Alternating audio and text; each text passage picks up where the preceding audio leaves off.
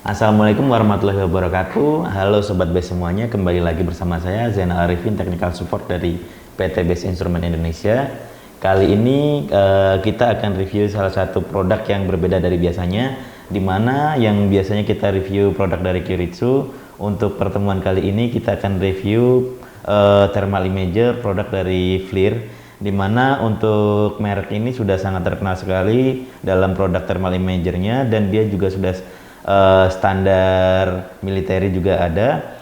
Nah, untuk hari ini kita akan review yang paling basicnya dari thermal imagernya FLIR, di mana untuk tipenya yang akan kita review sekarang FLIR E4 yang dilengkapi dengan WiFi. Nah, untuk penampilan produknya seperti ini, di mana untuk dus luarnya dia hanya berbentuk cover seperti ini, dan di luar ini sebenarnya dia masih ada packaging kardus yang agak tebalnya juga. Nah, untuk tampilan depannya di sini menunjukkan tipenya, gambar, dan di atasnya sini hanya FLIR EX series, dan di belakangnya hanya ada beberapa function-functionnya dia dan cara pengoperasiannya, dan hanya ada beberapa spesifikasi detailnya di bawahnya. Nah, untuk pembukaannya tinggal kita dorong ke samping seperti ini, dan untuk case-nya FLIR sangat bagus di sini dan sangat kokoh juga untuk case-nya. Dan untuk di depannya dia ada logo FLIR-nya, dan di atasnya sini ada handle yang lumayan kokoh, dan di sininya dia ada locknya, dan di tengah sini dia ada tempat untuk menempatkan ID atau penamaan untuk produknya nanti. Nah, untuk di dalamnya dia seperti ini, dimana di atasnya sini ada gabusnya untuk menahan unitnya dari benturan, dan di sininya di dalamnya dia sudah ada tempat-tempat khusus untuk penempatan part-partnya atau unit-unitnya. Dan di sini ada satu kotak yang berisi aksesoris dan dokumen dari FLIR-nya. Langsung saja kita coba buka untuk aksesoris apa saja yang kita dapat dari FLIR standar ini bawaannya. Nah, untuk di dalamnya kita dapat beberapa dokumen, di mana di sini ada calibration certificate dari FLIR, di mana untuk sertifikat kalibrasinya ini tidak include dengan data. Apabila membutuhkan data, nanti bisa dimintakan lagi pas pemesanannya. Nah, di sini juga ada ucapan terima kasih dari FLIR-nya juga, dan satu lagi di sini ada manual book dalam beberapa bahasa. Jadi untuk manual books-nya ini untuk di beberapa negara tetap seperti ini, tapi di sini sudah dilengkapi lumayan banyak bahasa. Untuk di dalamnya lagi kita dapat juga di sini USB, di mana ini digunakan untuk komunikasi nanti ke PC-nya. Oh iya, untuk unit yang FLIR E4 dengan WiFi ini komunikasinya bisa menggunakan WiFi atau bisa menggunakan USB bawaannya dia. Nah, satu lagi yang kita dapat di aksesorisnya ini, kita dapat power adapter. Nah, ini untuk power adapternya, untuk kepala adapternya ada beberapa model.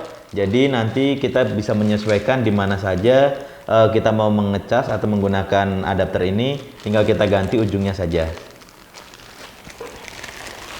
Nah, untuk bentuknya seperti ini, bawaannya seperti ini. Apabila kita mau ganti, kita tinggal tekuk, ditekuk ininya, ditekan seperti ini, dan nanti tinggal kita slide seperti ini sampai ada bunyi klik. Nah, untuk melepasnya kita tinggal tekan dari bawahnya, dan apabila kita di Indonesia, kita tinggal ganti yang seperti ini, kita masukkan dan kita tekan.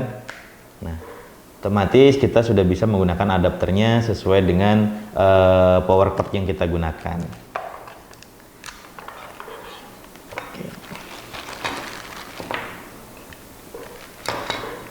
Untuk unitnya sendiri nanti tampilannya seperti ini. Untuk sampingnya, untuk depannya seperti ini hanya ada beberapa tombol saja, di mana dia di tengahnya ada kursor, terus ada tombol power, dan ada satu tombol untuk melihat preview atau melihat data penyimpanan fotonya. Oh iya, untuk yang E4 ini belum dilengkapi dengan memory card, jadi kita hanya bisa menggunakan memori internal dari alat ini sendiri. Nah, untuk depannya di sini lensanya seperti ini, di mana di atas di sini ada dua lensa. Untuk yang atas itu untuk lensa IR-nya atau infrared, dan yang atas untuk lensa kameranya, kamera standar, dan yang bawah untuk kamera IR-nya atau untuk infrarednya. Dan untuk di atasnya sini yang ditutup dengan karet. Untuk karetnya ini lumayan tebal juga. Di sini ada port untuk USB-nya. Port ini bisa untuk charging atau bisa digunakan untuk pengambilan data. Dan di bawah sini, di sini ada sliding untuk cover dari lensanya ini.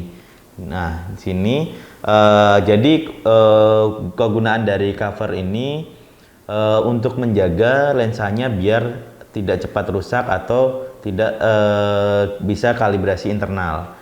Nah, jadi kalau apabila unit ini dimatikan atau baru mau dihidupkan, bagusnya ditutup dulu, baru nanti unitnya dihidupkan. Jadi pas kita hidupkan, pasti unitnya ini akan kalibrasi dulu.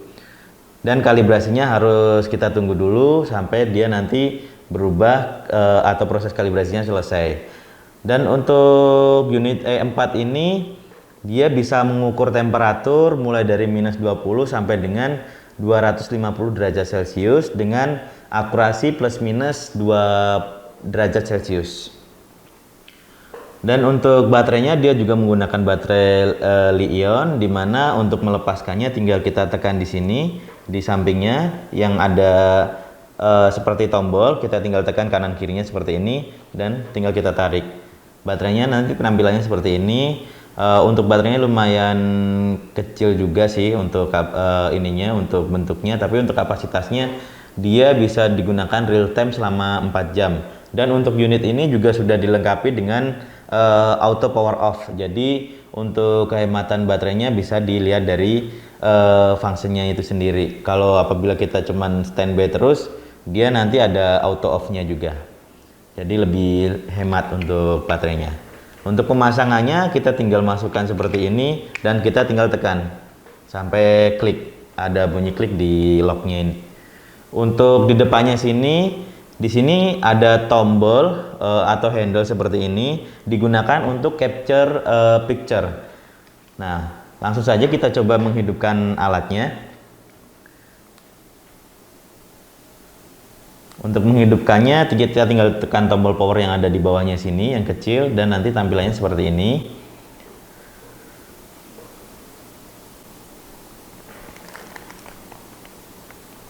Ini prosesnya agak lama untuk penghidupan pertamanya. Nah, ini dia sekarang lagi proses calibrate. Nah, ini indikatornya. Di sini ada bar yang berjalan. Nah, ini kalau indikator calibrate-nya selesai, nanti dia sampai ujung sini. Dan pada saat proses ini tidak dianjurkan untuk membuka lensanya agar dia bisa kalibrasi lensanya dulu.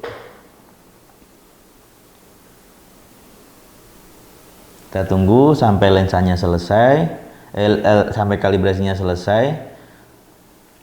Nah, ketika sudah selesai nanti tampilannya akan seperti ini. Untuk penggunaannya kita tinggal capture di pakai handle yang di sini, tapi di dalam sini kita ada beberapa settingan dan settingannya ini agak lumayan banyak, dimana kita bisa setting palet, kita bisa setting untuk warnanya juga, dan kita bisa setting untuk gambar apa saja yang mau kita capture. Misalkan kita mau ambil gambar biasa, tampilan biasa dan IR-nya dalam sekali capture, atau mungkin kita mau mengambil gambar IR-nya saja atau temperaturnya saja, atau mungkin kita mau mengambil gambar pakai blending, jadi di mana nanti kita bisa melihat gambarnya itu gambar biasa tapi ada IR di luarnya, atau ada tampilan temperatur di luar gambar tersebut. Nah, untuk settingnya, untuk setting image-nya dari sini kita tinggal pertama kita tinggal tekan tombol yang di tengah sini. Setelah itu kita geser ke image mode. Nah, di image mode ini kita bisa setting di mana ini untuk thermal MSX ini kita dapat dua-duanya, gambar biasa dan gambar IR-nya. Dan nanti apabila kita thermalnya saja yang kita dapat pas kita capture hanya thermalnya saja. Dan ini picture in picture ini dia nanti yang fokus di dalam kotak atau yang di tengah itu nanti yang keluar thermalnya, dan yang di sampingnya hanya gambar biasa saja. Jadi ini ibaratnya untuk titik fokusnya thermalnya di tengah, dan itu yang didapat untuk ininya nanti untuk datanya. Dan yang di sebelahnya lagi, nah ini yang untuk thermal blending. Jadi thermal blending nanti tampilannya seperti ini. Jadi ketika kita ada di belakangnya itu sebenarnya ada image atau picture biasa, dan di luarnya itu nanti ada temperaturnya atau tampilan temperaturnya. Dan yang di sebelahnya hanya digital kamera biasa seperti ini. Tapi untuk digital kameranya ini pun kita nanti bisa mengambil data temperaturnya pada saat kita mengambil datanya melalui aplikasinya FLIR sendiri. Dan nanti pas kita membuat laporan, kita di situ bisa meletakkan titik-titiknya di mana, dan kita bisa melihat temperaturnya berapa di situnya. Biasanya untuk teman-teman yang biasa menggunakan thermal imager ini, mereka biasanya menggunakan yang thermal MSX atau di mana sekali capture kita sudah dapat 2 gambar. Untuk reportnya jadi lebih enak, jadi nanti di atasnya untuk gambar thermalnya, dan yang di bawahnya itu gambar fisiknya. Jadi kita bisa tahu gambar fisiknya seperti apa pas kita melakukan pengukuran, dan kita juga tahu temperaturnya yang mana aja yang panas atau yang over panasnya. Kita tidak usah mengambil gambar beberapa kali, jadi kita tinggal ngambil gambar sekali, kita sudah dapat dua-duanya. Nah, terus selain settingan ini, kita juga bisa untuk mengambil measurement atau spotnya. Di mana untuk spotnya ini kita ada 3 pilihan. Untuk pilihan yang pertama itu center spot. Nah, untuk spotnya ini kita ada pointer yang berwarna kotak.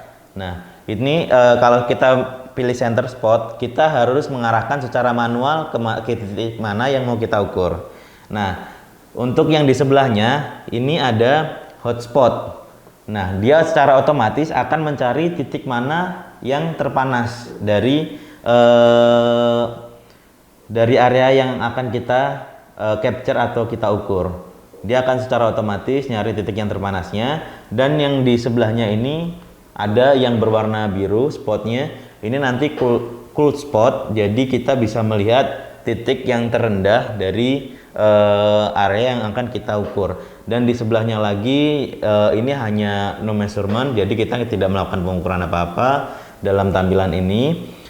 Nah, untuk ini untuk measurement spotnya kita biasanya paling banyak menggunakan hotspot. Jadi unitnya akan otomatis melihat titik mana yang paling panas dari area yang akan kita ukur. Kalau biasanya kita mengukur panel, jadi kita nggak usah secara manual mengarahkan pointer, nanti melihat mana yang paling panasnya, tidak usah. Jadi kita tinggal foto sekali atau kita tinggal cek, kita langsung tahu di mana titik yang paling panasnya dalam area tersebut. Nah, selanjutnya di sini ada untuk pemilihan color atau pemilihan warna. Nah, untuk pemilihan warnanya ini di FLIR ada 5 pilihan, dimana untuk pilihan yang pertama mode iron. Nah, kalau mode iron dia seperti ini, hanya tampilannya merah seperti ini, merah orange. Nanti untuk yang paling panasnya dia mendekati ke putih seperti ini. Dan di sebelahnya lagi ada untuk pilihan rainbow. Nah, untuk rainbow ini ada varian warnanya seperti ini. Jadi dia lebih variatif untuk warnanya. Untuk range-nya kita bisa melihat bar yang ada di sininya. Nah, di selanjutnya kita ada grey. Kalau grey itu cuman tampilan seperti ini aja, warnanya keseluruhan grey. Untuk spot yang paling panasnya nanti warnanya mendekati putih, dia kalau grey.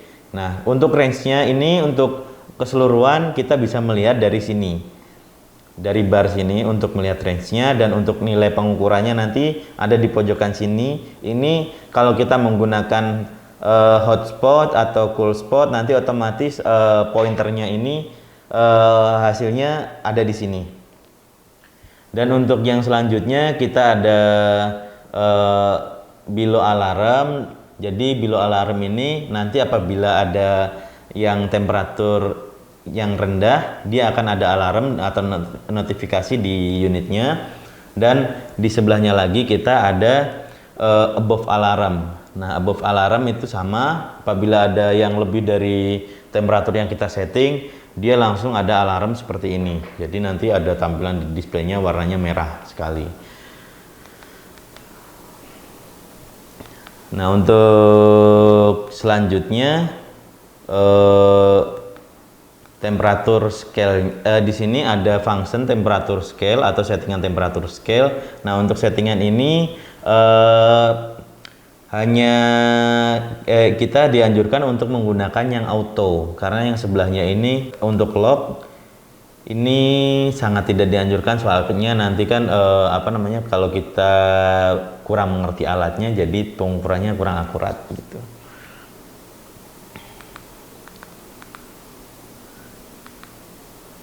Terus yang di sini untuk function setting, di sini kita bisa setting untuk measurement parameternya, terus save option dan device setting. Nah, untuk measurement parameter ini kita bisa untuk menyeting emissivity, terus reflecting temperaturnya berapa, dan untuk distance-nya. Nah, ini sangat berpengaruh sekali apabila kita mau melakukan pengukuran sesuatu benda yang berbeda, karena masing-masing benda itu untuk tingkat pemantulan infrarednya berbeda-beda. Jadi kita sebelum melakukan pengukuran harus setting dulu untuk emissivity-nya ini. Nah, kalau untuk settingnya kita tinggal tekan di sini emissivity, kita tekan tengah, tombol yang di tengah, dan setelah itu kita pilih material apa yang mau kita ukur temperaturnya. Nah, di sini kita tinggal geser-geser, misalkan kita mau mengukur semi glossy atau semi matte atau matte, kita tinggal pilih di sini. Nah, kalau di sini juga kita bisa setting apabila kita mau mengukur emissivity yang custom. Kita tinggal custom sendiri juga bisa menggunakan alat ini. Jadi tinggal di custom value, nanti kita tinggal pilih di sini. Untuk angkanya kita tinggal menaikkan atau menurunkan. Nah, untuk backnya kita tinggal di sini. Nah, untuk reflecting temperaturnya ini kita sesuaikan dengan suhu ruangan yang akan ketika kita melakukan pengukuran. Jadi kita setting secara manual di sini. Dan untuk yang di bawahnya ini kita setting untuk jarak pengukurannya. Untuk fokusnya kamera ini minimal dia 0,5 meter atau 50 cm, dia baru bisa fokus. Nah, untuk maksimumnya di sini kita bisa sampai dengan mengukur sampai dengan 100 lebih untuk jaraknya, untuk distance-nya. Kalau kita hanya mengukur panel, paling kita hanya menggunakan 1 meter atau 2 meter. Di sini kita tinggal setting. Setelah itu sudah, kita langsung back lagi ke menu sebelumnya, dan di sini untuk save optionnya ini, di sini di dalamnya hanya ada pemilihan penyimpanannya nanti. Di sini untuk eh, untuk menunya ini hanya ada pilihan untuk penyimpanan fotonya nanti dalam format JPEG dihidupkan atau dimatikan. Nah, ini kita tinggal tekan di sini, mau menghidupkan tinggal ditekan. Nah, nanti otomatis image-nya atau capture-nya disimpan dalam format JPEG.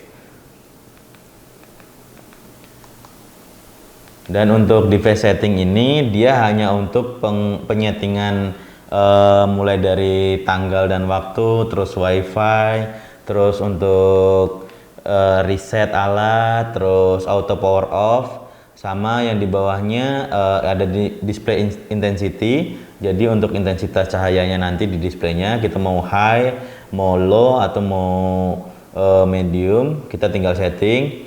Nah, di sini di alatnya ini sendiri juga ada demonstration mode. Nah, ini kita bisa menghidupkan juga, jadi nanti secara otomatis dia akan demonstrasi untuk penggunaannya. Dan di sini kita juga bisa melihat kamera informationnya, dan di bawahnya lagi ada untuk regulationnya. Nah, regulationnya ini berkaitan dengan perizinan-perizinannya dari dari FLIR-nya ini sendiri.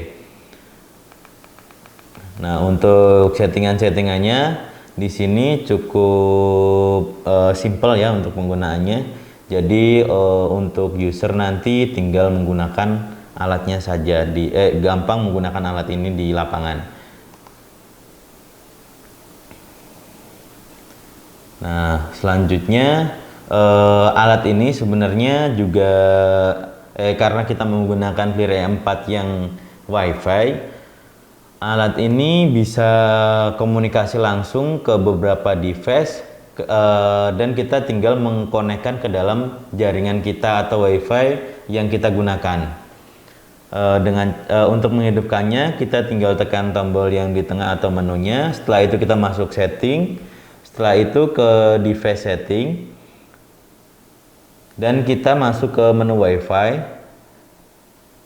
Di sini kita ada pilihan share, terus di bawahnya ada contact to network. Nah, apabila kita share di sini kita nanti akan keluar WiFi dari unit ini sendiri, atau dia mengeluarkan WiFi, nanti tinggal kita konekkan ke device yang akan kita gunakan. Tapi kalau kita menggunakan connect to network, jadi kita tinggal connect ke network kita. Nanti kita bisa ambil datanya dari mana saja, yang penting masih dalam satu network. Jadi lebih simple untuk pengambilan datanya. Dan untuk reportnya nanti pun kita juga bisa langsung mengambilnya ke dalam PDF. Ini akan saya coba untuk konekkan ke network saya dulu.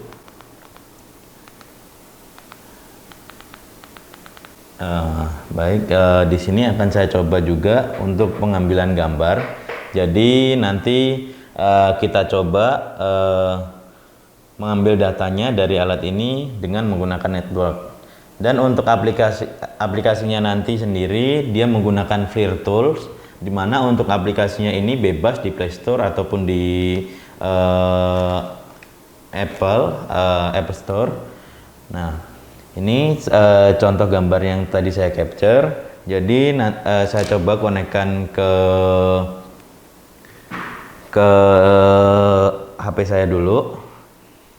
Untuk aplikasinya, untuk mendownload datanya, kita bisa buka di Play Store dengan nama FLIR Tools for Mobile. Jadi ini untuk aplikasinya ini sendiri tidak hanya untuk thermal imagernya dari FLIR, tapi juga bisa nanti connect ke beberapa alat ukurnya yang mereknya FLIR juga, yang bisa connect ke WiFi atau jaringan kita.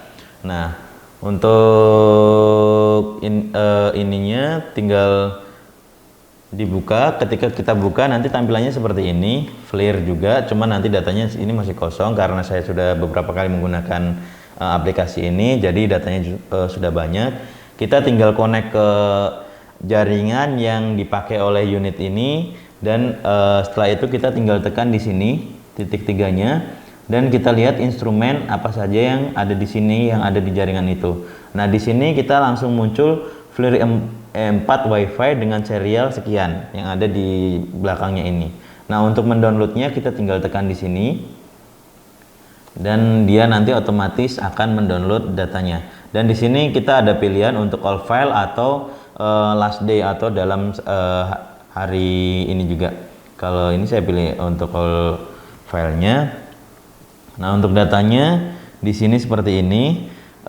Apabila saya mau mengambil reportnya, saya tinggal tekan di sini yang berbentuk ada simbol PDF. Ketika saya tekan, nanti formatnya laporannya seperti ini.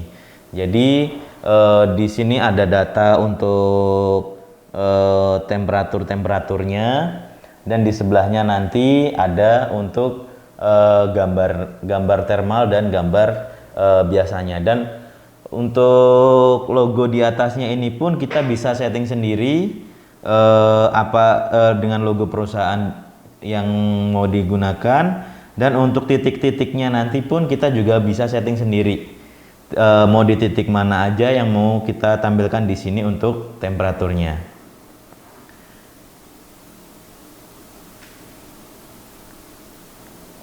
Dan ini apabila kita mau menyimpan, kita tinggal tekan simbol download di sini untuk menyimpan format reportnya ke dalam HP kita.